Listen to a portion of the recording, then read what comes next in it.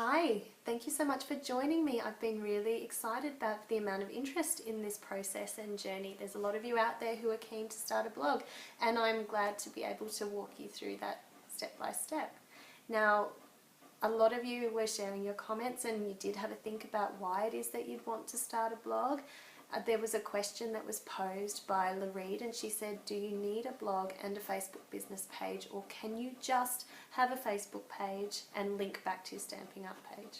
And this is a really great question, and the answer to that really depends on what your personal goals are for a blog. So for a hobbyist, from a hobby point of view, blogs are a great way of exploring a hobby like card making. Anyone who shares our passion for card making is a potential reader. There's a decent community of paper crafters out there who are looking for inspiration anywhere that they can get it. Linda McCready stated that her biggest concern was that she's not sure that she would have anything to say, and she's not alone. A few of you also voiced that same concern. From a hobby point of view, you're talking about your detailing your own experiences with products, you're sharing projects that you've made and that are personal to you. You can offer advice to others. Often in a class kind of situation, you would be asked questions by customers or participants, and being able to go home and build a blog post about projects and provide advice from the point of view of what you've said to customers in those settings is a really great way of being able to share your thoughts, advice on a bigger scale. Through the blog you can drum up a bit more support or just enjoy talking about projects that you've loved making and you've got a passion for. Now, Candice said that her goal was to start a blog and to do it regularly as a way to share with others that are not local to her but have an interest in what she does. So from a hobby perspective, this is a wonderful goal to have. These kinds of goals are really achievable with a blog. Best of all, you open yourself up to the opportunity to make connections, not only with people who share your passion locally, but globally, on a global scale. So you've got the chance to make friends and get involved with your hobby more deeply. And one of the examples that I did mention before of doing this is getting involved in online creative challenges. So we'll touch on that again a little bit later, probably when we're looking at the challenge after this week. Going back to the first question from Lee, I feel like a blog gives you a place where you can go into a little bit more detail about a post or a project or an event. You've got quite a bit of space on a blog post to pop all those little details and a lot of photos in. Whereas on a Facebook page, I kind of feel like it's better suited to snippets of information, one photo, one paragraph, or more of those see my blog for more detail type posts. For those of you from a business point of view who are hoping to grow your online presence for the purpose of growing sales, I have a word of warning for you. A blog is just like any other communication tool. It's like the email newsletter, it's like the Facebook page. It is not going to bring in brand new customers of its own. As part of a whole communication process, it will help you keep in touch with those customers that you already have, build relationships with those people who are interested in your hobby and you've been able to give them a business card and say, here's where you can find me, you can find out more information about who I am, you can see more of the projects that I'm working on or view some of the things we've done in past classes, and you can pursue me if that's something of interest to you. But having a blog of its own is not going to bring you in brand new customers. That's been my experience. Now, there are a few people I noticed who joined the group who are quite experienced demonstrators who do have established blogs. I noticed Paula Dobson had joined and Holly, both of whom are on the Artisan Design team this year. So it would be really interesting to know their point of view and see if that's something that they have a different experience with. From my experience, I have been blogging for 6 years. My customer base is wholly and solely those people that I have met in the local community. Now, those people may have reached out to me because they have seen my Stampin' Up demonstrator listing, followed through to my blog, noticed that they had a similar style or were interested in learning more about the kinds of projects I was creating from the portfolio that I had on my blog. but they are local customers, people that I have met. I've never had a customer contacted me from the other side of Australia. I've never had a recruit that's come to me from a place that's not local to where I am. So a little word of warning that it's a way for you to connect and continue relationships with people that you are meeting. Stamping Up is a relationship sales model. So despite the fact that being on the Artisan Design team and having a massive growth in my readership and my blog numbers throughout the year that I was on the team, that didn't have an impact on my sales. It felt amazing. I built an amazing community of friends and online people who shared my passion, so it really helped me get that creative input and that social input, but it didn't have a big impact on my sales.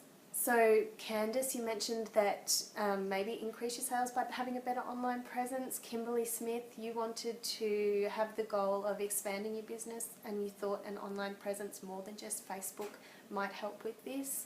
Angie, you said you'd like to blog more to keep in touch with your current customers, but also maybe find some new ones with a good online presence. So those are all great goals.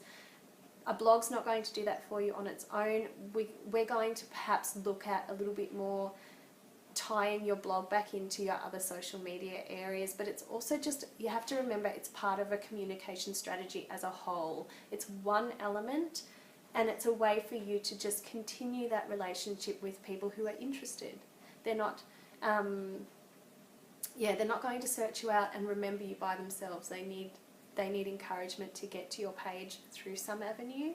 The people that you're going to meet through other online activities around paper crafting will probably be other Stampin' Up! Demonstrators. As I mentioned, Stampin' Up! Has a relationship sales strategy. So people are buying from those people that they're loyal to, but they're looking for inspiration online wherever they can get it. But they will buy to those people they feel loyal to. So friends and family who have signed up, people in their local area that they can connect with through classes and talk to in person. And also, you have to remember that being a Stampin' Up! Demonstrator, you've come from a hobby background. You were so enthused by the products that you decided to sign up for yourself, and a lot of our demonstrators move down the same path, so they're buying for themselves. So think about who your target market is, who your audience is, and how to reach them, and understand that a blog is a great tool for keeping that relationship going, for having a place for sharing with a wide variety of people. But I don't believe that of its own it's going to bring you in a whole heap of sales.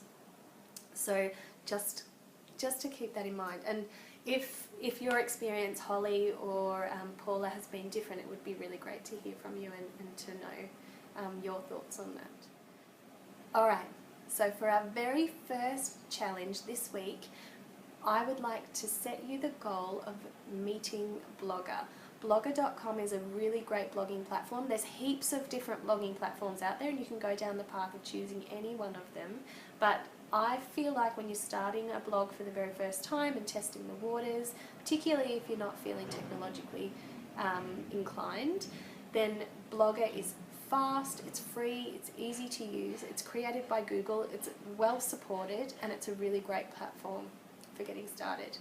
Now, the first thing that you're going to need to do is create a Google account if you don't have one already. I will provide some tutorial links that I've sourced from YouTube that you can use to follow the steps step by step if you don't feel comfortable doing it just with the written instructions that they provide you with on the different accounts. So first you're going to need to create a Google account if you don't have one already. Then you can create a Blogger account because Blogger is owned by Google. You need them both. And I've got the video tutorials to share. So part of the process of creating your Blogger blog is you're going to have to decide on a name for your blog. Now, I am inclined to say stay away from the fancy creative names. Now, there's some very, very successful demonstrators who have some really wonderful names for their blogs that are very creative. But as I mentioned before, Stampin' Up! Is a relationship sales based model. And I feel like people are buying from you as an individual, and For you to become recognizable and easy to find, set yourself apart by using your name. There's nothing more unique to your experience about stamping and who you are as a salesperson than your name. People are coming to your classes, they want to meet you. And I'm saying differentiate yourself without them having to try and think, well, was it Stamping Sally, or Stamping with a G, or Stamping with just the N? Was it, you know, some kind of fancy name? The easiest way for them to remember how to find you is from your name.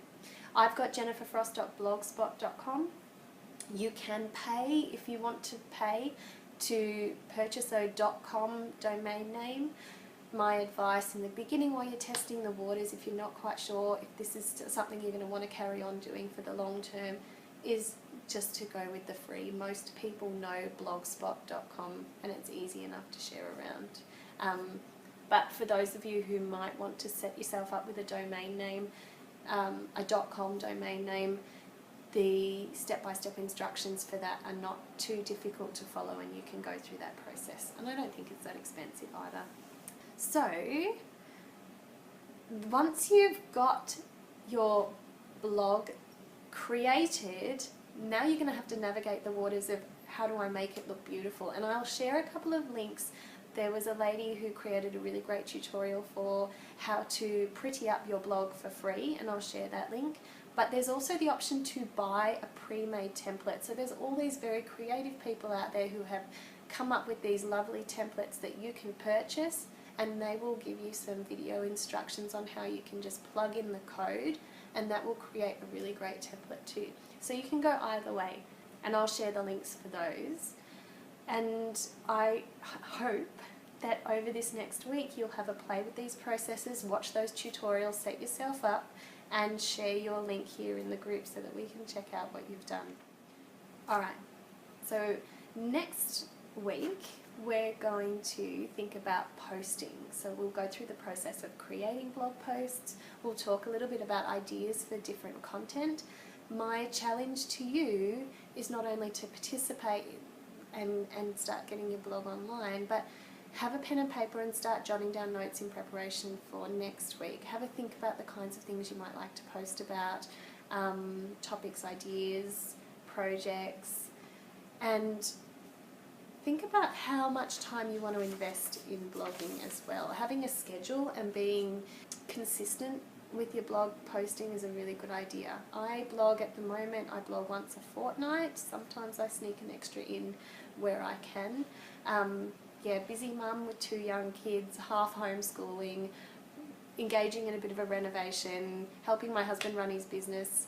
It's crazy, and being able to set the time aside to blog is tricky. So I'd love to blog more than I do, but at the moment it's once a fortnight and I'm happy with that. So you might want to have a think about what kind of posting schedule you can afford to invest in. Alright ladies, I think I've given you a lot of food for thought. I can't wait to see what you come up with, and thank you so much for joining me on your journey. I've been really loving seeing the discussion, and I hope that that continues throughout the week. Alright, good luck.